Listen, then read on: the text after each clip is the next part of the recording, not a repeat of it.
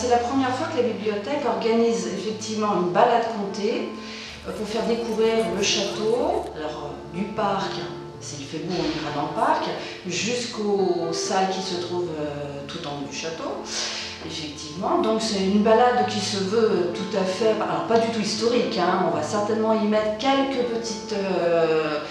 petits flashs d'histoire, mais c'est une balade plus dans un univers littéraire.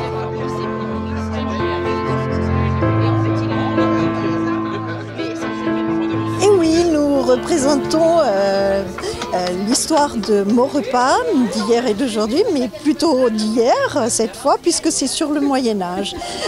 Nous sommes sur un site qui date de l'époque de 768. Donc c'est une période où on devait se battre contre les Vikings qui voulaient arriver vers Paris. Donc Pépin le Bref avait organisé plusieurs sites autour de Paris pour protéger Lutèce et Paris. Nous, comme on travaille sur ce thème-là, on a dit on va s'adapter donc vraiment au Moyen-Âge. Donc on a notamment créé le chevalier que vous pourrez prendre tout à l'heure avec des palettes de bois. Donc gratuitement, on a voulu s'intégrer au site. Et nous avons notamment aussi fait un jeu avec une fresque historique pour replacer des dates importantes des 1000 ans du Moyen-Âge. Voilà. Et on a bien sûr illustré notre stand du patrimoine de Maurepas. Et on a travaillé notamment aussi sur les plantes du Moyen-Âge, les légumes du Moyen-Âge, les plantes et les fleurs du Moyen-Âge. Alors, on est une association maurepasienne qui défend le patrimoine et son environnement.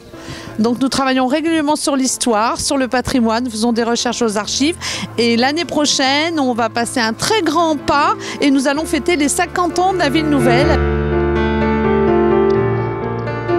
Oui, je ne connaissais pas du tout, pourtant ça fait 20 ans qu'on est ici et très souvent on passe devant et je vois comment il est emplié et comme je ne connais pas du tout l'histoire, ce qu'ils font ici, j'ai toujours trouvé le bâtiment très joli et j'étais frustrée de ne pas pouvoir rentrer. Donc quand j'ai vu que sur le site que c'était ouvert, j'ai dit allez, on se lance, on y va. En plus il n'y a pas d'horaire, il n'y a pas quoi que ce soit. Donc je me suis dit c'est bien, on s'en vient quand on veut avec ma mère. Et puis je me suis dit comme ça, ce sera l'occasion de connaître un peu l'histoire des Templiers. Très bien, toutes les visites sont complètes. Donc en fait c'est une visite d'1h30, 2 heures pour parler en fait de l'histoire et du patrimoine du Vélodrome ainsi que du côté sportif. Donc on va aussi bien dans les coulisses que sur le fond, le cœur des pistes, que sur le BMX, etc. Donc on plane un peu dans et autour du patrimoine, dans et autour du Vélodrome.